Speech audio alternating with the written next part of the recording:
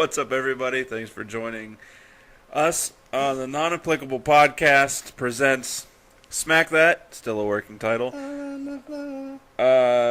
is our Smackdown recap. I am Chubbs. I am One Take. And One Take will be doing the whole episode in that voice. I hope not. Check us out on Facebook, Twitter, and Instagram. All of them, na.podcast919. One Take and I are also on Twitter and Instagram. It's on your screen. It'll be on the screen. Look on up. While you're here, like, share, and subscribe. Watch our other content. Like, share, that stuff too. Yeah. He started it. So, SmackDown kicks off with earlier today, Jinder Mahal taking a photo shoot with this WWE championship that he stole from. Yeah, like apparently he thinks it's his because that's how they want to sell to their Indian viewers. Right. That the guy you're supposed to look up to is a thief that takes ownership of what he takes. Yeah. 9/10 of the law. See, here's the thing. People are really mad at the Washington Redskins name still, and that it's racist. But you're gonna push this character to appeal to this large audience that you have in India, and you're gonna make him a thief. Yeah. How are you relating to this audience now? You're basically spitting in their faces. Yeah, they're blanketing them. Yeah. Yeah. Whatever. Shane comes, takes the belt, tells me you gotta earn that. On this show, you gotta earn. You can do on both shows, Shane. Stop trying to oversell that. Yeah. Well, yeah. Unless you're Brock Lesnar. Right. Then you're just giving things. So Shane comes out. Takes the belt from him. Yeah. Says he's got a match with Sammy. When he came out on SmackDown. Oh, actually, yeah. At the actual show, he should have come out with the belt. Yeah, I thought so too. But whatever. He had already returned it to Orton. Shane introduced Y2J, the new U.S. champion and newest member of SmackDown. We all know he wouldn't. For a night. Yeah, he's not staying. He's going on tour for the month of May, plus 3 dates in June. Okay. It's funny because once he won at Payback, he was advertised to be fighting AJ Styles at Backlash. Was They immediately started putting out ads for that. So you're saying they did a good job? Yeah, they killed it. So Kevin Owens, as the former champion, gets a rematch at his choosing. He chose SmackDown. AJ comes out. Yeah, AJ is the current number one contender. Correctamundo. I would have liked for them to put in have it be a triple threat. Yeah, that could have been. I think probably the reason they didn't do that is because of what the match was going to end up being, which we'll get to at the end. Yeah. And then Kevin Owens attacked. AJ attacks Kevin Owens. Yeah, Kevin Owens came out and basically said, "Whoa, whoa, whoa! That's my belt. Yeah. I don't care if you're number one contender or not. Yeah, I don't care if this is the house that AJ Styles built. That's my ring. Get out of my ring." And AJ said, "Okay." Yeah, and then attacked him. So then, I just found it funny that they banned AJ from the ringside. So they're pushing Jinder Mahal. Oh, that's right. I forgot that. Right. That was the first match, right? And they advertise the earlier tonight before SmackDown actually started. He's made aware that he's going to have a match with Sami Zayn. Right. How do you not, in your efforts to push him, make that the main event? Dude, that's why I'm telling you. They're trying to push him for money reasons, and then totally undershooting themselves. Because even when he won the number one contendership, Orton came out, barely addressed him, and basically was like, "All right, I've addressed you once. You're done with being talked about because you're not important." Right. Well, I mean, that could be why he stole the belt, because he felt disrespected.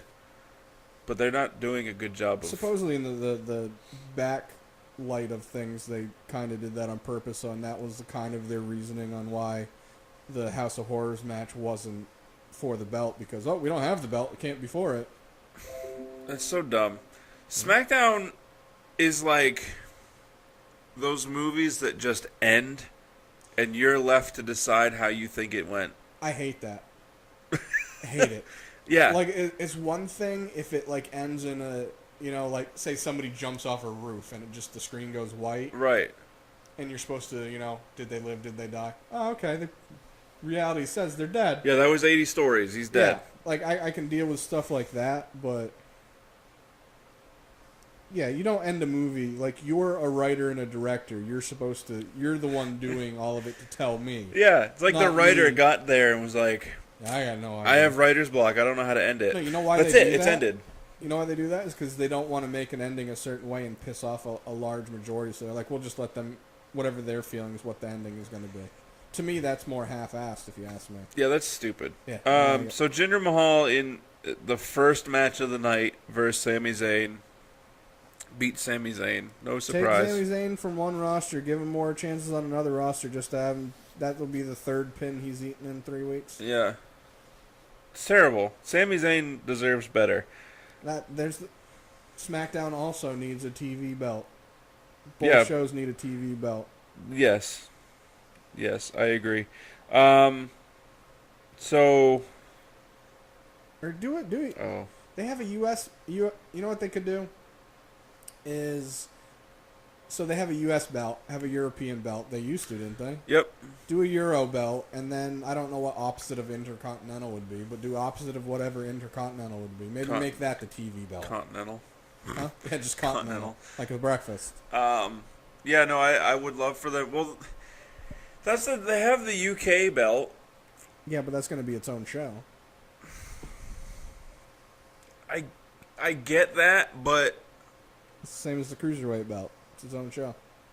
Its own belt. okay, but you still have that belt be put on the line on Raw and on pay-per-views. Pay-per-views. Have they on Raw? So, I'm pretty sure at least once. No, I don't remember them doing it. So have the UK title and the UK division be exclusive to SmackDown. Or Raw. Exclusive to Raw, too. Or, just so that somebody that's there can challenge for it on TV, and then they can make an appearance on the UK show. Or it gives them an opportunity to have the belt on more shows on TV and seen more regularly, and they can still just be on the UK show. Right. Just have them like twice a month or once a month show up on other Raw or SmackDown to defend it or something. Yeah, I mean, because it's not like... Jack Gallagher challenged for it last week, so it's not like somebody that's already on the main roster can't challenge for it. And that was also on NXT, so you really only got to see it if you pay for the network. So. Right. It's weird. Between the UK, the Cruiserweights, and the Jinder Mahal push, the Cruiserweights is probably benefiting the most because they're actually on a show. Right. And they have their own. Right. Jinder Mahal, they're pushing, but then they're undercutting and undermining their decisions. It's like... It's basically they're selling... They're what's the word I'm looking for? It's like they're trying to bury him, but they gave him a shovel so he can unbury himself. They're not... Their transparency is showing. It's like they're pushing him, but undermining themselves at the same time because it's like they're basically saying we're pushing them for money reasons. We don't really want to. Right. It's like there's a hole in the bottom of their boat, just a small one, and rather than plug it, they're just scooping the water back in. With a thimble. Right. It just makes no sense. And then they're going to destroy what they're trying to do with the UK. So anyways, back, my bad. We got all digressed. Back to that match. So it was an okay match. Sammy. Jinder still apparently doesn't understand how professional sports entertainment wrestling works because that's like 3 matches in a row I've seen out of him where he's elbow patated somebody in the face. Yeah, it's one thing to wrestle stiff. It's another thing to be dangerous, and he's not stiff. He's dangerous right now. Right. There was an article I saw. I haven't read it yet, but somebody wrote about how Sheamus is the one that caused Daniel Bryan to have to retire, and that they thought he was dangerous Because he's fairly stiff. Sheamus, see, that's the difference, though. Sheamus is a stiff wrestler that tries to protect who he's in the ring with, though. Does he hurt? Yeah. Do people get hurt against him? Yeah. Yeah, but that's a fluke thing opposed to... How long has Sheamus been wrestling? A while. How many people have legitimately been injured by him? Like one. We'll half. Say, you can say ones that we didn't really know about, like, maybe a concussion here and there, or maybe a fatat from his brogue kick. Yeah, he's hurt himself more than anybody else. We'll say 3. We'll just say 3 on an average for as long as he's been wrestling. Sure. Jinder, in 3 weeks, has basically... He concussed Finn. Yeah. I don't remember in the number 1 contendership. I know there was one in there where he hit somebody. I was like, way to go, idiot. And then he completely elbowed Sammy in the face and cut his inside of his mouth open. Yeah. So 3 weeks in a row, he's probably concussed 3 people. He's terrible. Yeah, I told you before we started recording, I was like, I'm going to go into this match with an open mind and not thinking of how I think it's dumb that they're pushing him. I'm going to go in and just delete that out of I'm going to Matt Hardy that out of my thought process. I'm going to obsolete it. Right. And watching the match, Jinder Mahal is just serviceable in the ring. He doesn't do any one thing spectacular. He doesn't do anything where I go, I need to see more matches out of him. He never has. Even his finisher is a boring snooze fest. A weird little, reverse choke into a stupid choke slam that shouldn't be a finisher.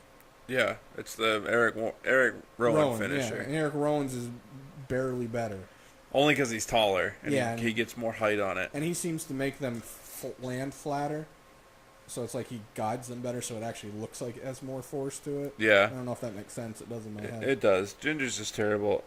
Yeah, like I said to you before we started recording, is that the one thing I will give him credit for is that when he speaks, he's very fluid. He doesn't stutter and stammer and mess up. Right. So, good. What he says isn't always, I don't always care about what he's saying, even though it at least is coming off fluidly.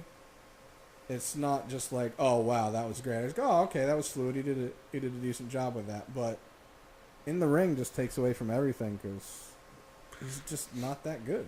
Yeah. No, I agree. All right.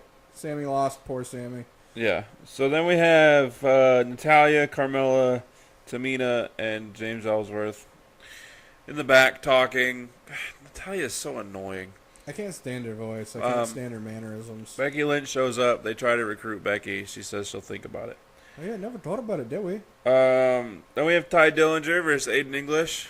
I was confused by this match. Okay.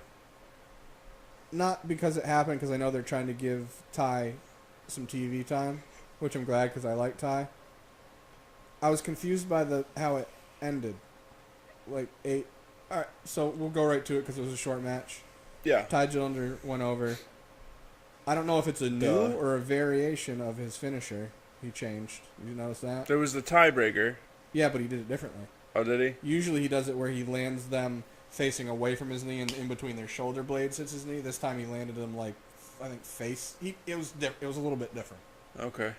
I kind of like this one better just because I feel like his other one, other people like AJ does it when he does the Cena version into the. Yeah, it's the fireman carry neckbreaker. Yeah. Yeah. So I liked it because it made it different and it almost made it feel like the way he hit them, it could finish a match opposed to before it looked more like a setup. Yeah.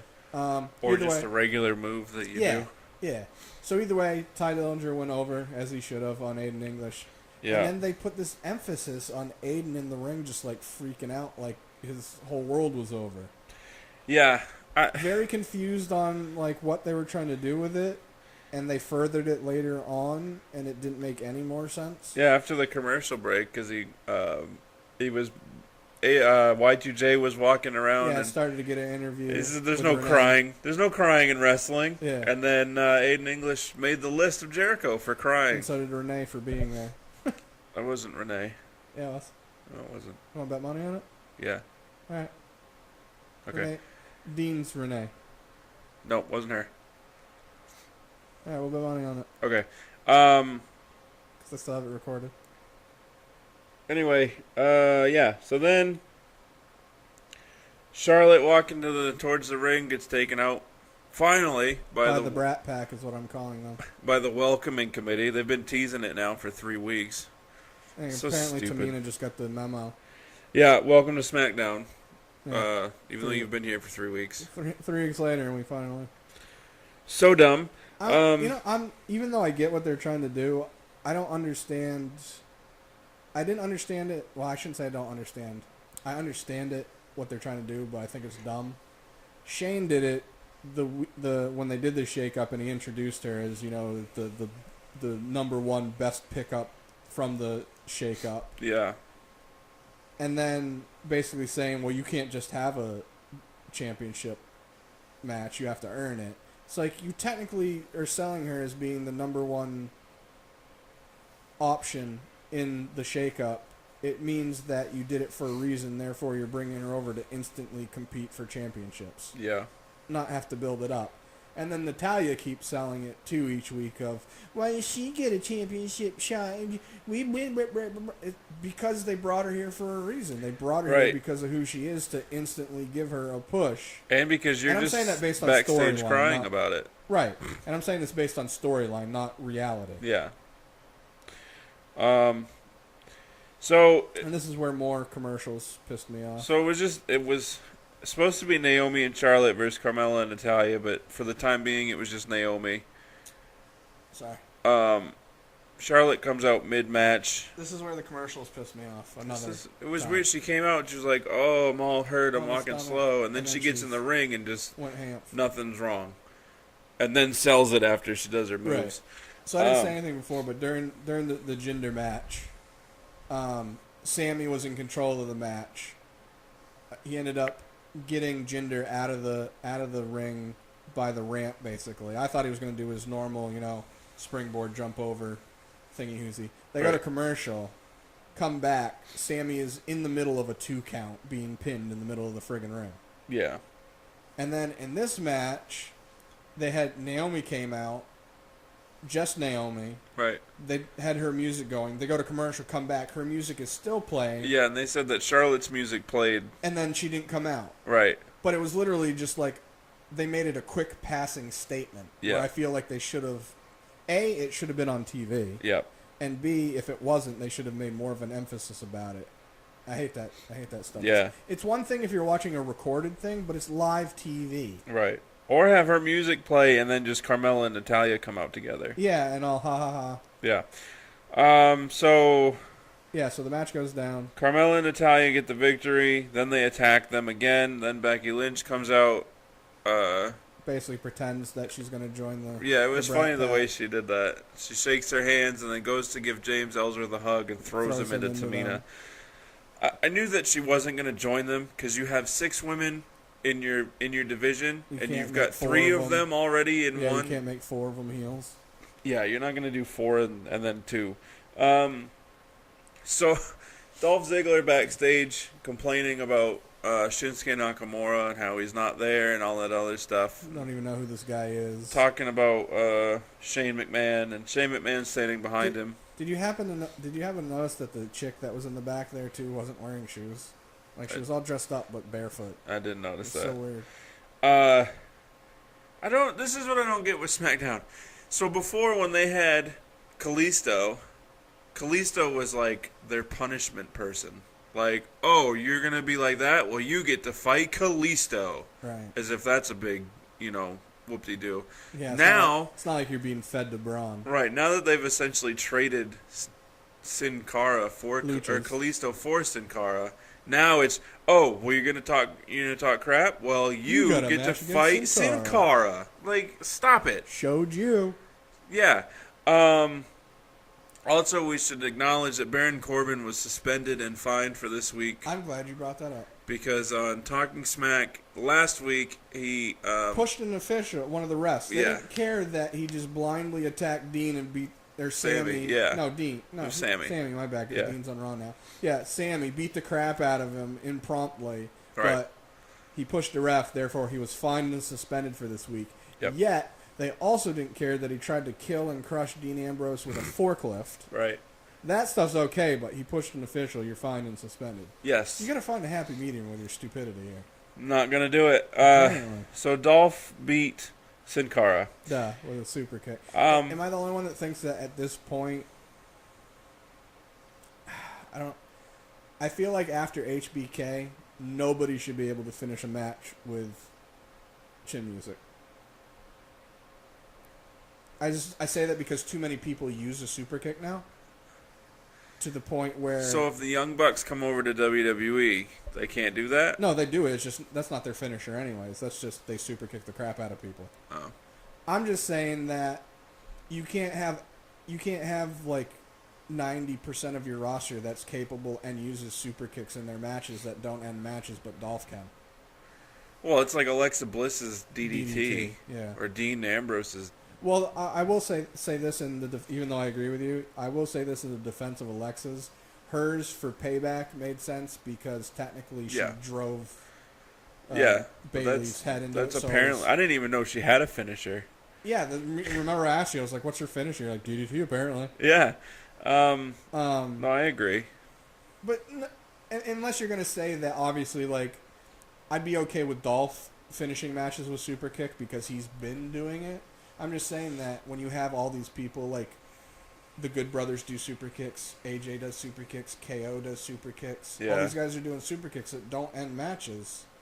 You got to do something to tell me and sell to me why Dolph's is special. Or have that be his signature. He does the super kick, and then they get up, and he hits him with the zigzag.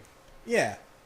Or obviously if I see multiple super kicks in a row or something like that. Yeah, hits him with one, like Austin Aries' discus 5-arm. Yeah, he hits him with one elbow in the corner. Yeah. They spin off, then he does his spinny. Yeah. Sorry, I digressed. I agree with you.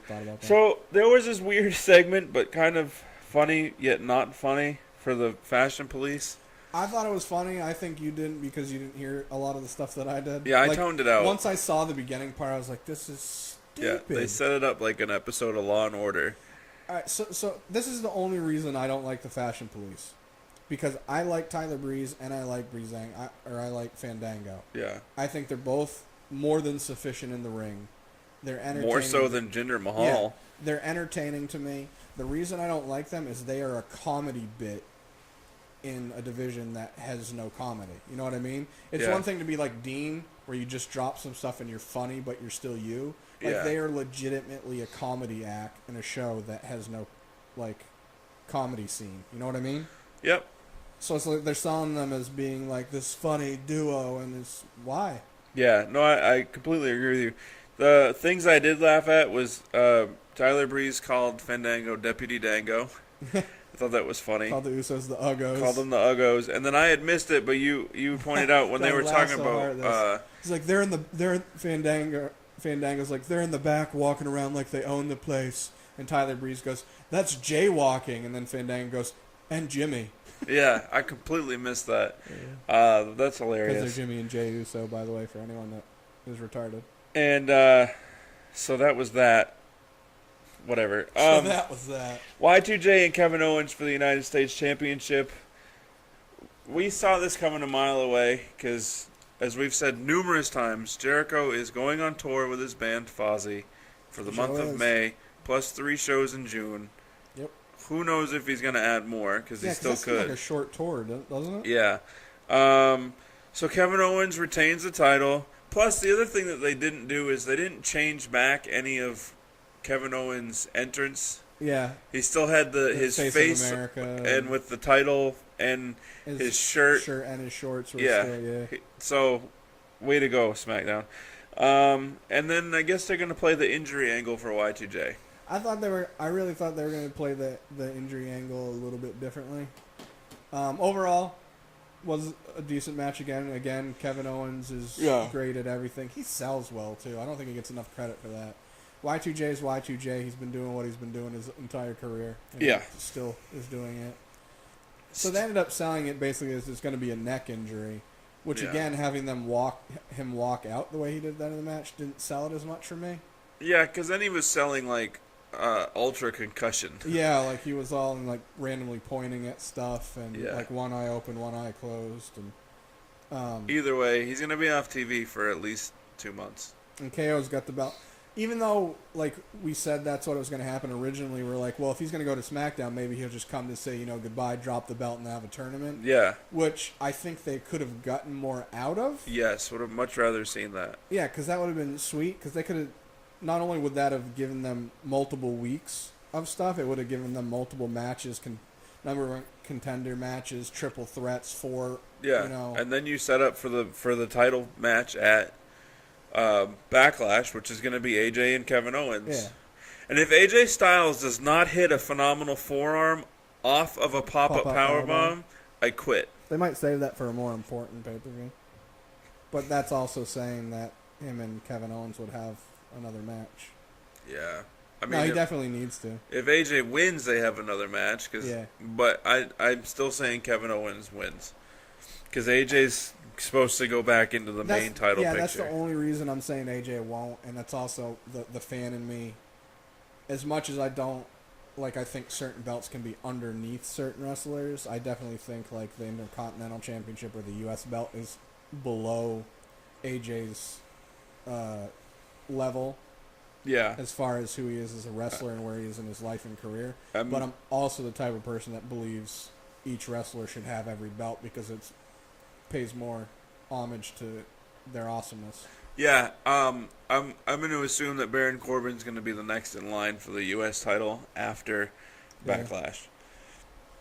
Okay. Hey, he's done not only is he, you can tell he's progressed since he came to main roster. Yeah. Not only in his mic skills, but in the ring he's much more fluid. I will say that I wish WWE would do a better job of choosing their spots for when they have him do stuff, because all their matches are just getting so repetitive that you know exactly when something's going to happen. Yeah. That's why I kind of get bored with Dean matches, because I'm like, oh, this is where he springboards off the middle rope, comes back, hits him with an arm, blah, blah, blah. Yeah, that thing where he, with the clothesline. Yeah. And with Baron Corbin, for example, I almost always know when he gets thrown towards the turnbuckle and he slides under and comes around. Great move. The first time I saw that, I was like, sweet. Yeah. I understand the thought process of WWE of we need to do each show like nobody's seen them wrestle before. Yeah. But in the same... I'd rather they did them as if everybody's seen it before. You need to find a happy medium. You need to do it where nobody's seen it before, but people have obviously seen it before, because you want to be like, all right, what if we have some new viewers that haven't seen it? You need to find a way to integrate it more fluidly. Yeah, each interaction should one up the previous one. It's like I was saying to you. I didn't say it on the Raw Authentic episode. I said it when we were watching Payback. Is that Enzo and Cass and the Good Brothers, Opie and Anderson, Carl and Luke. Gotta get all their names out there.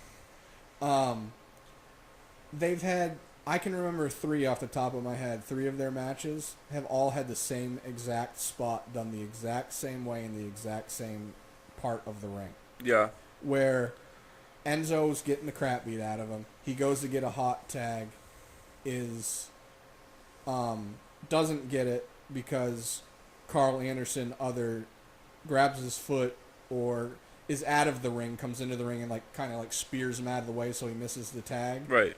And then they have a little bit of a fighting back and forth for another 25, 30 seconds. And then Enzo goes to go for the hot tag again. Carl goes to interrupt it again. And Enzo goes all running back in football and jukes and jives him. Yeah. Carl misses him. He goes to get the tag. Just before he gets the tag, Luke has run around outside the ring, rips Cass off the apron so they can't get the tag. Right. They've done that exactly the way I described it a minimum of 3 straight times. I must not be paying attention because Backlash was the first time I'd seen that. Yeah, anytime they've had a legitimate tag match, it's been done. And like I said, it's actually a very cool thing. Yeah. But they do it the exact same way in the exact same parts of, positioning-wise. Yeah, I mean, let Enzo get the tag occasionally. Yeah. Like, let that be his thing that he does. Or be like in Backlash where he did get the tag, and they're like, no tag. You heard them slap hands. That was so dumb. That made me mad. Nobody's pointed that out, by the way. I've watched a couple other podcasts that have talked about Payback, and nobody. I meant to when I was recording that episode, but I was just tired, and I just wanted to get through the recap. Yeah, that's why I went home, because I was just like, I was cranky because I was tired, and I was cranky because my eyes, I've been having allergy issues with my eyes, so I can't see, and for some reason that just really infuriates me. Plus, we ate those nasty jelly beans that day. Yeah, you tortured me enough. If you haven't already, everybody, check out our Bean Boozled challenge on YouTube. Yeah, you can see our ugly mugs on mine. Well, and if you do, I'd like to apologize for the way I chew, because since they're jelly beans, and I've had my jaw dislocated. Yeah, but they were just times. gross. Like, well, no. So like, I went back and I actually watched all of it, and since they were the jelly bean texture and they stick to both your top and bottom teeth, and since my jaw, like, I don't know if people notice as much as I do. Like, I don't open my mouth all that much. Like, when I talk, that's why I kind of mumble. And some of it's because it hurts too. Because I've had my jaw dislocated a couple times. And I also have tendonitis and stuff, so it causes me pain. So while chewing those, I had to consciously try to separate the each from my teeth. So I was kind of doing it with my mouth open, also trying to talk. So it was kind of like, oh well. To me, it came off like I'm mad at myself for doing it, but in the same, I know why. What was he raised in a barn? Yeah, right. Like, well, exactly. I mean, if I had actually eaten them, I'd have done the same thing. Because you take a bite, taste them, and spit them out. Yeah, and I was actually eating all of them because they were gross. But anyway, you got anything else you want to add for SmackDown? That was it, by the way. Yeah, that's I can't think of anything. Anything else? I have just complaints that have already been stated. All right. Well, check out. We're both basically giving them until their pay-per-view to get their stuff together to see if they're gonna. Because here's the thing: is they're gonna have NXT Takeover Chicago the night before Backlash. That's weird to me. This is especially weird because usually it's before a joint pay-per-view, and secondly, NXT's pay-per-views have been so much better. Yeah, they might totally overshadow. They're going to, especially if DIY has a match. Yeah. But anyway, be on the lookout Saturday for our NXT episode. NXT airs on the network tonight. And our sports episode. We'll have a sports episode, maybe something else. If we have something else, it'll probably come out on Monday. Yeah.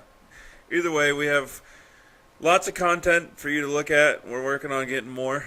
Yeah, hopefully we're going to have Monday, Wednesday, Thursday, Saturday for videos. I say Thursday just because the SmackDown one gets up by Thursday because of how long it takes me to export and get it up. Check out bottom of the screen. Should be some links for other videos that we have, plus a subscribe button if you haven't already. Find us Facebook, Twitter, Instagram, na.podcast919. One take and I are also on Twitter and Instagram. It'll be on the screen. That's all I got. So that's all I got as well. Deuces. Double deuces.